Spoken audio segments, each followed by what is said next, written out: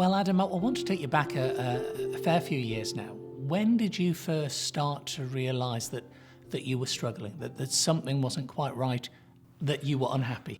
I think looking back on it now, I probably had a few things going on in life that I just turned a blind eye to. I sort of shut away and didn't deal with. And I think it happened on a day, and I was worn out. I was completely worn out.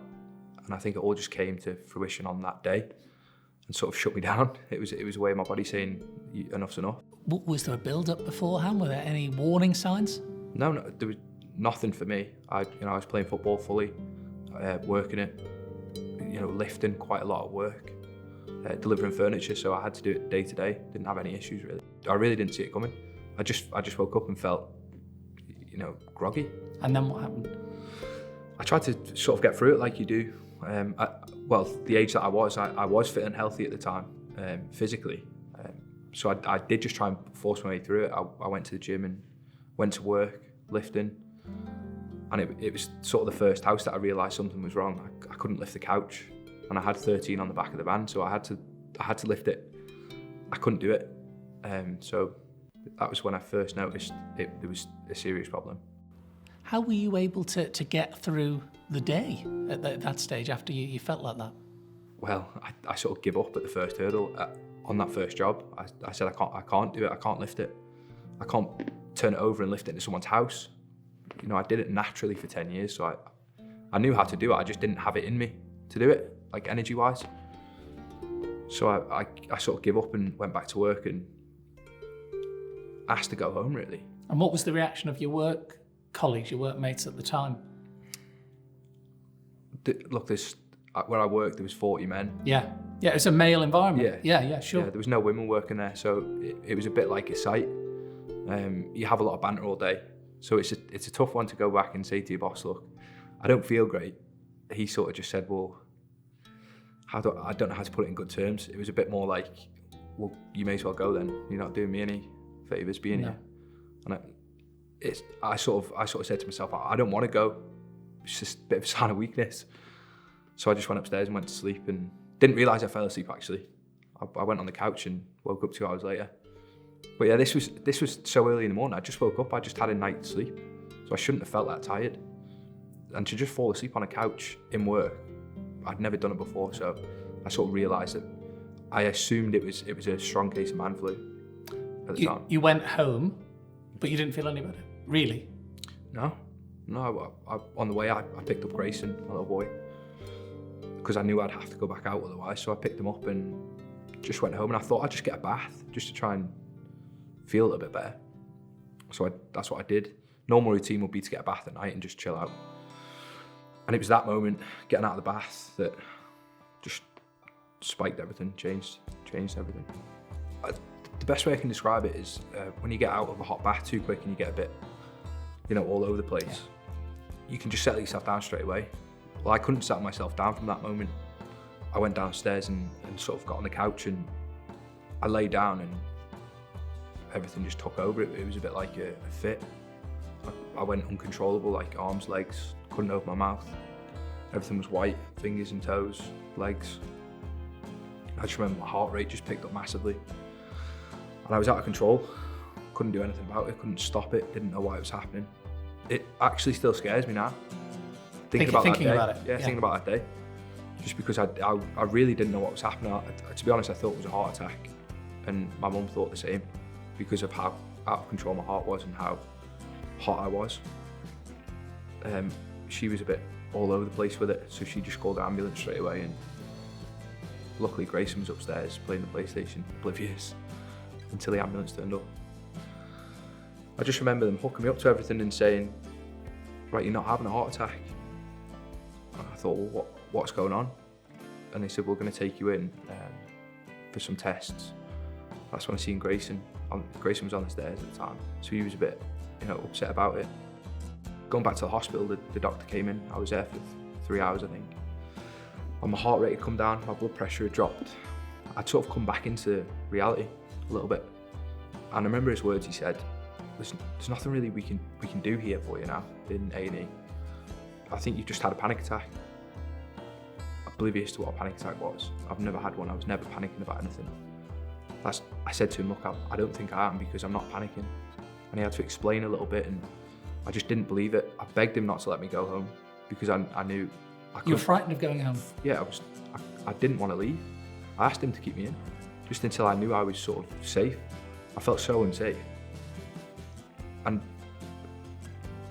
he couldn't keep me in. There was nothing they could do. They gave me beta blockers just to slow, try and slow my heart rate down. They gave me diazepam to, calm everything down.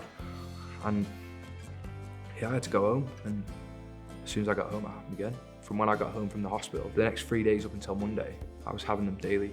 I was having them every hour. In my sleep, I was waking up having panic attacks. I couldn't leave the bedroom.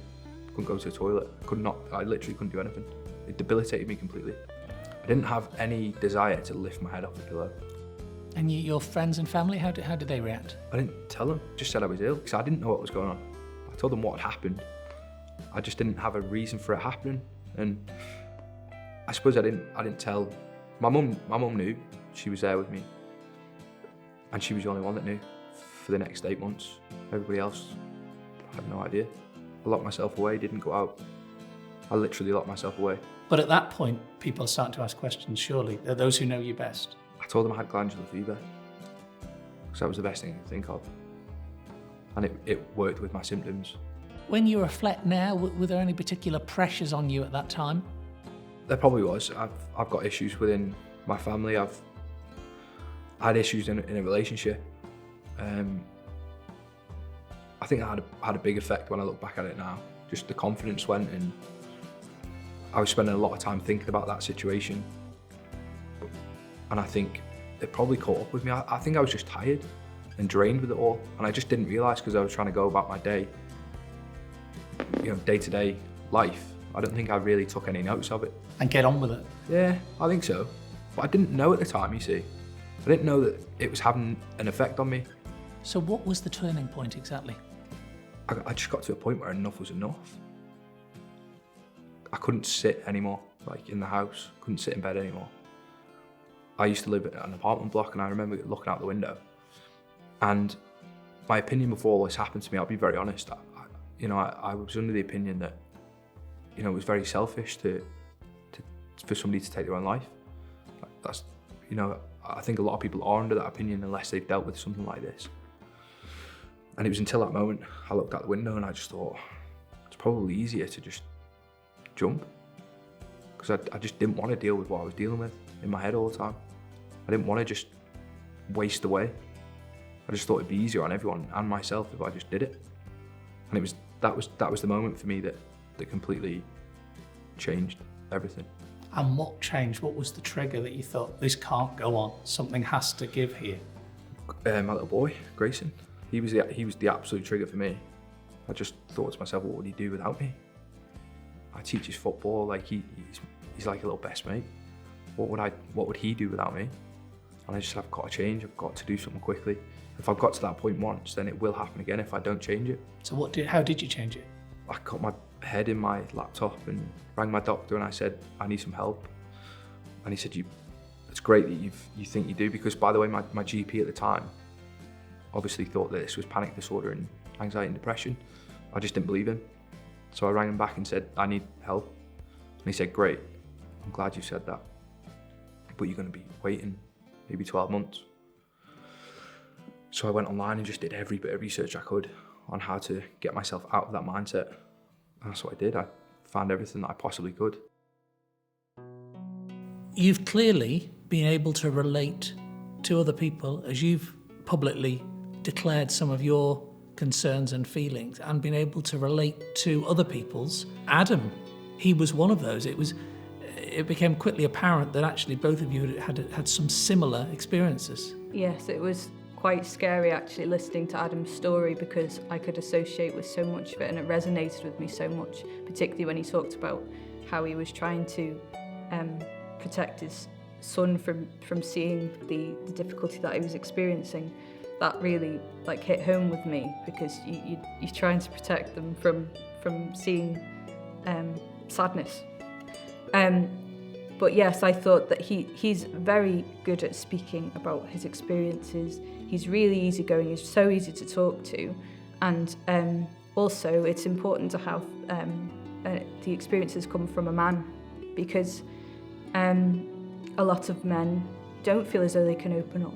They don't feel as though they can talk about what they're experiencing, whereas depression can happen to anybody at any time. And it can be situational, it can be hormonal, it can be anything.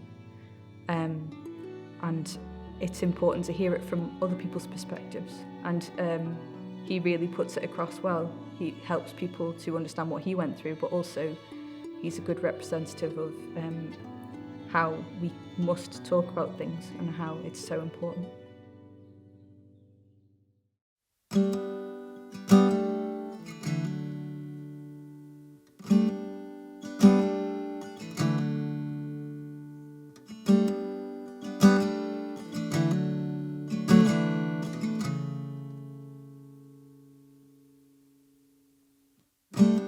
In the early hours of a winter's morning,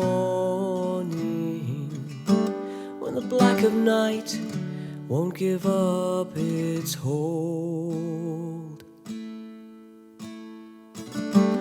at the harbour side, while the wind is howling and the windows shake in our tiny room, these walls we call a home, they will never be our own, but our time will come, and no